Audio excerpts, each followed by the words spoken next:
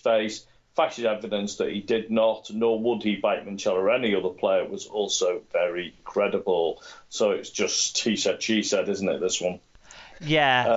I think what they've said there is they believe both people, but there's not enough evidence. Yes, to say it was deliberate one way or the other. Yeah. What that suggests to me is when Minchella's shown his finger to the referee and touch judge, there's not been a clear and obvious bite mark. No. His finger definitely went into Fash's mouth, but clearly it's not been chomped down on. So fair enough. No one comes out of it the winner or the loser. I guess it's no, but it needed reporting on. Yeah, exactly. Especially as it had an episode title attached to it. Indeed. Melbourne Storm have confirmed the signing of Catalan's forward Joe Chan. Chan, 20, makes the move from Catalan Dragons with a 2-year deal. Forwards made a total of 12 Super League appearances, including 7 this year. We had a couple of views. Yep, Barney said, the talent drain to the NRL continues. Great for Joe personally, hope he's a success. Good for French Rugby League, showing that the Super League expansion offers that pathway into the NRL if you are good enough. And Carsten said, the Storm have the Storm have a scouting crew in France for years, and now they found something. Will he bring the gronkiness to the French national team? ? Well, he's certainly been a bit of a gronk himself in recent weeks with the suspensions he's been picking up. But look, I've been really impressed with him this year. I don't know if this move is a year or two too soon for him, but I wish him all the best. It's a shame that he's going from our competition. Yeah, no, I agree with that. I think there are some positives, though, with a French player getting to play in the NRL. So whilst we'll miss him in our competition, I think there's some potential upsides from that happening as well. A French player playing in the NRL whose dad played for the same club because his dad's not French. I think. And then in other news, Mike Meakin has signed a 2-year contract extension at the Super League side Catalan Dragons, which is good news for both him and for the Dragons. I think he's been very much revitalised since he went to play. Which I think also wasn't reported on the BBC website. Or maybe it was the Joe Chan one that wasn't reported on there. Anyway, weird. Standing, St Helens stay top on points difference ahead of Wigan. Both have 16 points with 8 wins from 10 games. Catalans are third on 14 points and Hull FC rise to fourth ahead of city rivals Hull KR on points difference. Huddersfield make up the top 6 on 11 points. Castleford and Warrington both have 50% records in 7th and 8th respectively. Then a gap to Salford on 6 points. Leeds on 5 points and bottom place Toulouse on 2 points.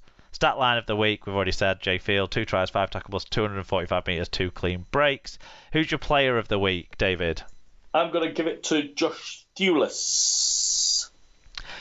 To make it not entirely the Jay Field loving, I'm going to give the other young Warrington player, the one who was responsible for 4 try assists in that match, Riley Dean.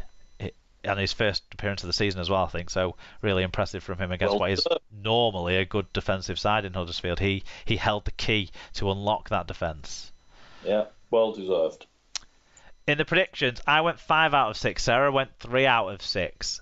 The one I got wrong was we didn't know Christian Wolf was going to play the kids. So in the host Subaru, David, you stay top. I'm in second and I'm wearing the yellow cap. That is because I did change my Subaru pick on the Cast game. I felt it was only fair that I didn't have to stick with my prediction that I made on the show. Wrong with that, Mark. Nothing wrong with that. Not in this scenario. Normally I wouldn't, but come on. Christian Wolf gave me no chance. Scoots is third and Alan is last. In the main Subaru, Richie Owen stays at the top. Tom Andrews has the yellow cap. So well done to Tom. And then in the Fantasy League, he's turned up. He's finally turned up. And he turns up and he jumps right to the top of the table because of course he fucking does. Alan Bagley's Baggers Bronco are at the top. He also top scores with 759 this week. So he's finally remembered to register into the league. And as soon as he does, he shows us I'm still the boss. Exactly. Everyone else move aside. Exactly. Well done, Alan. Welcome back. Thanks everyone for their fan views on those games. It'd be lovely to hear from more Salford and Leeds fans in the next few weeks. That would be fantastic. Make sure you get your fan views in on all the week's games and news for our next show. We're now going to move on to other results.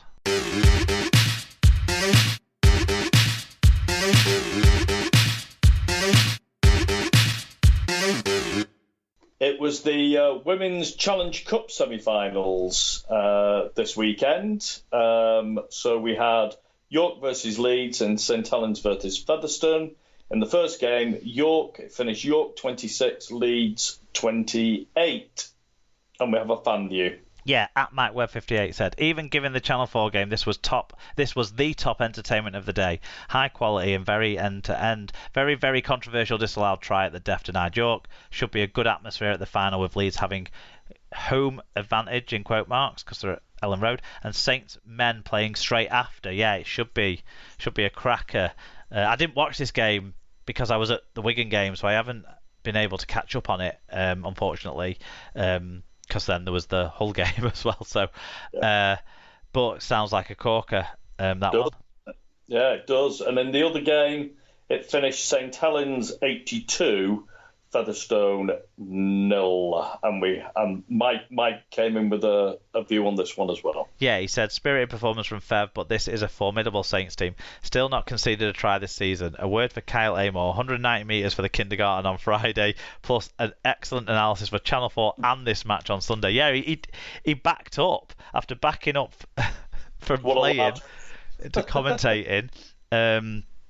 He did 2 games on Sunday afternoon. I actually caught most of this game, certainly the first half. I kind of didn't really give much attention in the second half because the game was over as a contest at that stage. But it's as you would expect from Saints. It's those 2 strike centres. Like, relative to the competition they're in, I don't think there's any side in the world of rugby league that has a centre combination that's more dominant and bigger strike weapons, relative to the competitions that they're in, than Hardcastle and Roberts. They are a very good side. If it's going to take something for any side, I think, to beat them at the moment, the way they're playing. The one question mark over them, I suppose, is they haven't been hugely battle tested. The only close game they had really was the quarter-final against Huddersfield, wasn't it? Yeah. In other women's Super League news, Castleford Tigers have made a formal request to the RFL to allow their women's team to drop down into Group 2 of the Women's Super League. So obviously they feel with the rebuild that's on there that they're not going to be competitive at the top level. And I think that's been borne out in the results that they've had so far this year as well in the Challenge Cup. So it'll be interesting to see what the league does about that.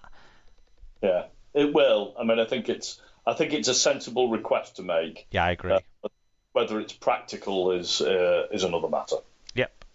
Into the Championship. Do you want to take us through the round 9 scores? I will. So it was round 9. It was Sheffield 34, Newcastle 20. It was Dewsbury 19, Workington 18. Tight game. Workington are so close to getting a win, aren't they? But they just can't quite get one. Not quite yet. Halifax 40, Barrow 18. Lee 64, London 0. That's a trouncing. I think London were doing their pre-game prep on the coach as there was a bit of a delay, or maybe it was their post-game recovery on the coach. I saw a picture of the physio giving like massages on the floor of the coach. So obviously it's not just the M62 that plays havoc with travel plans. No, not a great way to prepare for a match against one of the top teams in the division, that's for sure. The Widnes, who seem to have fallen off a cliff, Widnes 10, Batley 38. Yeah, more on Widnes when we get to the news.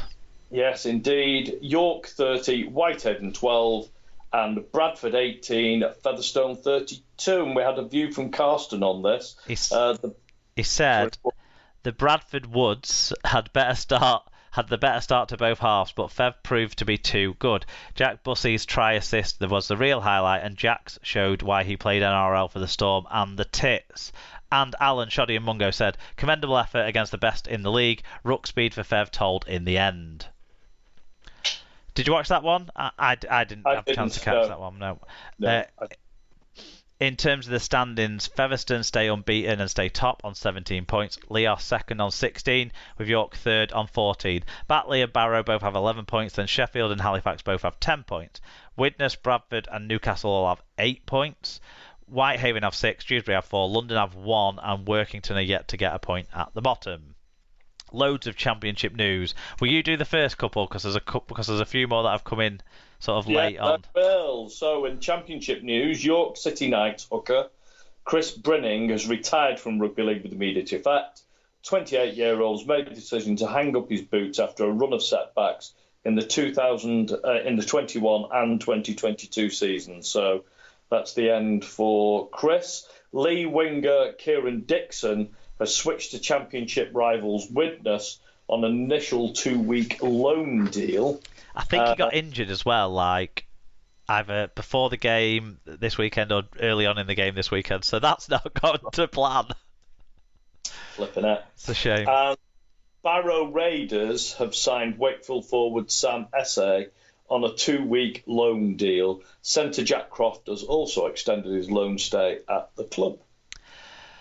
Championship side Bradford Bulls have parted company with head coach John Keir by, in quote marks, mutual consent. The 67-year-old took charge at Ardsall in 2018 and guided the club back to the Championship in his first season in charge with promotion from League One. He took the Bulls to the 2019 Challenge Cup quarter-finals after a victory over Leeds, remember the hilarious picture of his living room on that one, and then led them to playoff wins, to a playoff and fifth place finish in 2021.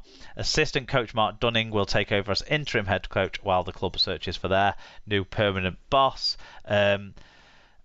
Feels a bit harsh to wait until they lose to the best team in the league to sack him. If they were going to give him the chance to play against Featherstone, then surely they want to give him the chance to play next week as well after they put in a competitive effort against Fev. But we'll hear more from Alan next week on what he makes of that and his side. It'd be interesting to hear Alan's views about what's gone on and why they've made that decision. Who knows? By then, he may be in another job. Yeah, because Widnes Vikings have confirmed they've parted ways with head coach Simon Finnegan by mutual consent. So there is another job open in the Championship. Performance manager Ryan O'Brien takes interim charge as head coach whilst they search for a permanent replacement. So two mutual consent departures, 2 sackings in the Championship today. Big, busy day there. And League Centurions have signed former Salford Red Devils prop Ben Nakubawai until the end of 2022 Championship season. The 26-year-old has most recently been playing for North's Devils in the Queensland Cup. Second mention for the Devils today. But it's those 2 coaching departures that are the real pieces of news there. That's Finnegan's only had a season and a bit, hasn't he, there? Yeah, it was only last year I think he started, and they got off to a roaring start this year. But they do seem to have fallen off a cliff a bit the last month. But I don't know if I think there's probably been some injuries and stuff that have played a part in that. I'm not sure if it's... I think it's a bit knee-jerk at this stage of the season, 9 rounds into a 27-round competition, to be sacking your coach when they're only, 2 points outside the playoffs? Yeah. Because there's 8 teams in the playoffs, isn't there? So does seem a little bit, doesn't it? Who's 8th? Batley and Barrow are 4th and 5th. Sheffield and Halifax are 6th and 7th. Widnes are 8th. They're in the playoffs. They're in the playoffs. Interesting decision making. Yeah. Anyway, let's move on to League One. Yep. So it was round 5 in League One. It finished West Wales 0, Doncaster 48. It was a walkover because West Wales were unable to arrange medical cover. Yeah, and Neil Ormston got in touch with the joke that was made by many a person when this was announced. Much improved from West Wales, only going down by 48 points. Perhaps they've struck on a plan to limit the opposition's scoring, and if they carry on like this, they might have their best points difference in their history. I mean, it's worth joking about, isn't it? Certainly, with the way West Wales' record goes, but it's a shame. They have given assurances that this experience has actually helped them create better links with other people in the local area. That should mean that this should never happen again if any of their two primary club doctors aren't able to cover a match, as turned out to be the case this time around. But yeah, it's a shame.